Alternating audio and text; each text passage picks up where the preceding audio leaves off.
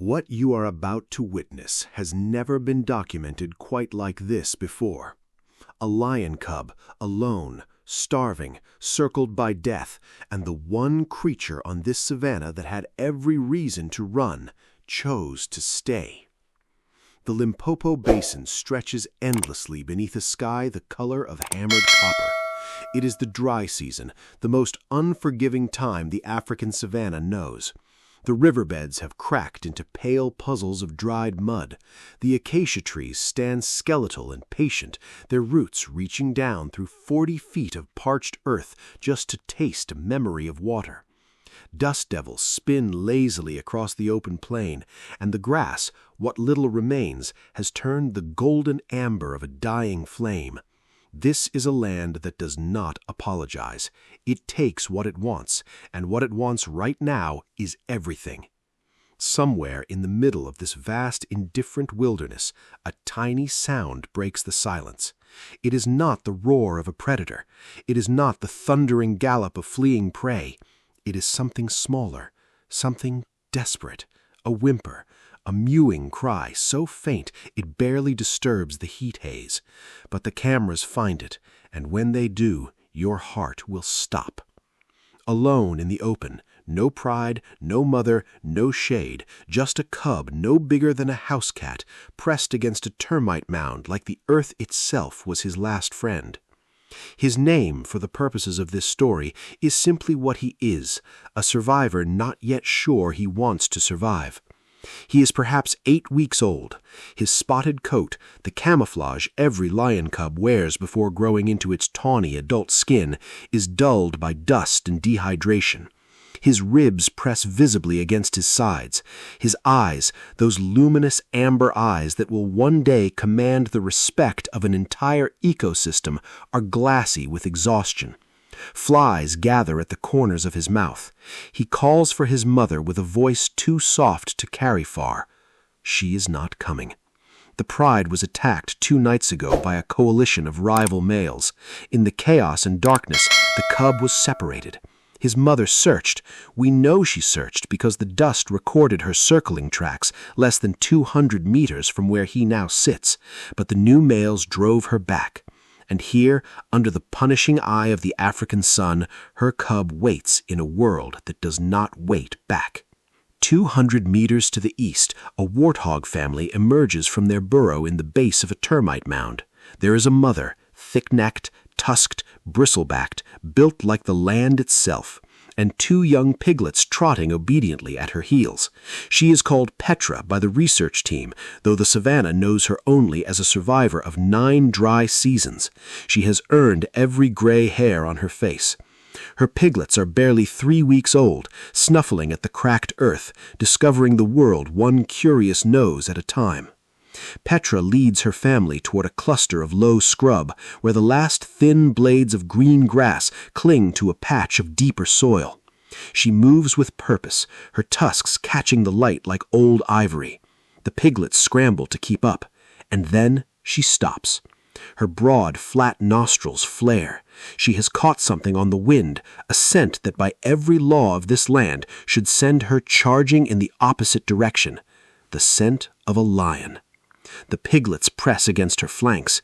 Every instinct she possesses is a red alarm. Warthogs and lions do not share space. Warthogs do not approach lions. The rule is ancient, written in 10 million years of evolutionary memory. But Petra does not run. Instead, she turns slowly, deliberately, toward the sound of that tiny, broken cry drifting across the heated air. She takes 1 step, then another.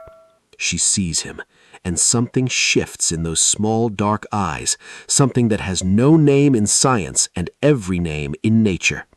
The cub startles at her approach, lurching to his feet and baring needle-thin teeth in a hiss so inconvincing it might have been funny under any other circumstances. But Petra does not flinch.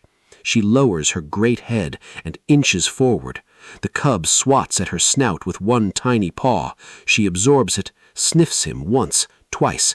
Then she does something that the research team, veterans of decades in the field, will talk about for the rest of their careers. She lies down beside him.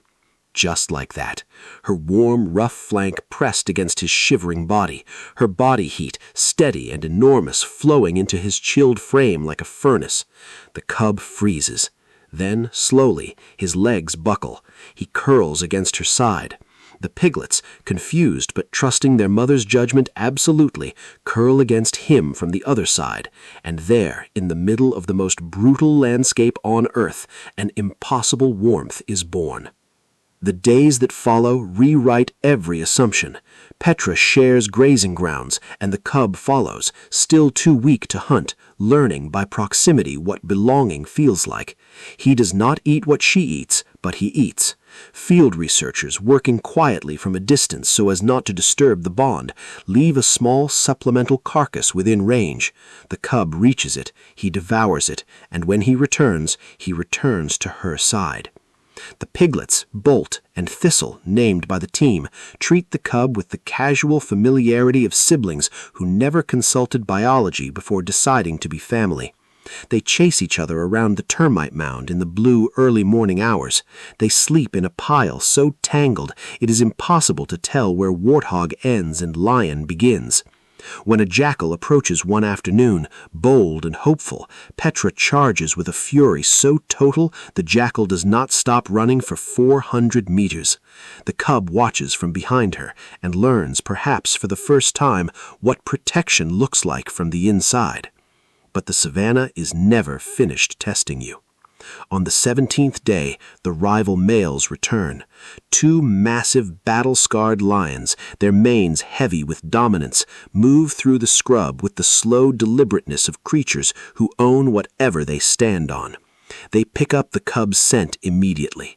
The intention in their posture is unmistakable. These are the same males responsible for destroying his pride. They have come to finish the unfinished. Petra sees them from 50 meters. The piglets scatter to the burrow, and in the silence before everything breaks open, Petra does something no wildlife behaviorist will fully explain in any paper or lecture. She plants herself between the advancing males and the cub, all 90 kilograms of her, tusks forward, head low, a wall of pure, unreasonable love. The males pause. They are not accustomed to being challenged by anything except each other. They advance. Petra charges, not to the side, not in a feint, but directly at the larger of the two males, tusks catching him across the muzzle hard enough to draw blood. He recoils. She wheels, charges again and again. The noise draws the attention of a research vehicle, which moves toward the commotion. The males, already unsettled by this deranged, tusked creature, who apparently did not receive the memo about prey animals, retreat into the scrub. They will not return to this patch of ground. Justice on the savannah does not always look like what we expect. Sometimes it looks like a warthog with blood on her tusks, standing over a lion cub, breathing hard and refusing to move. 2 weeks after that confrontation, the research team makes contact with a wildlife rehabilitation network. The cub, now visibly stronger, his ribs no longer countable, his eyes clear and bright with the beginning of something regal, is carefully, gently transitioned to a specialist facility where he will be prepared for eventual release with a new pride. On the morning the team arrives to begin the transition, Petra stands at the edge of the clearing and watches. The piglets stand beside her. Nobody moves for a long time. The cub turns once, just once, and looks back at Petra.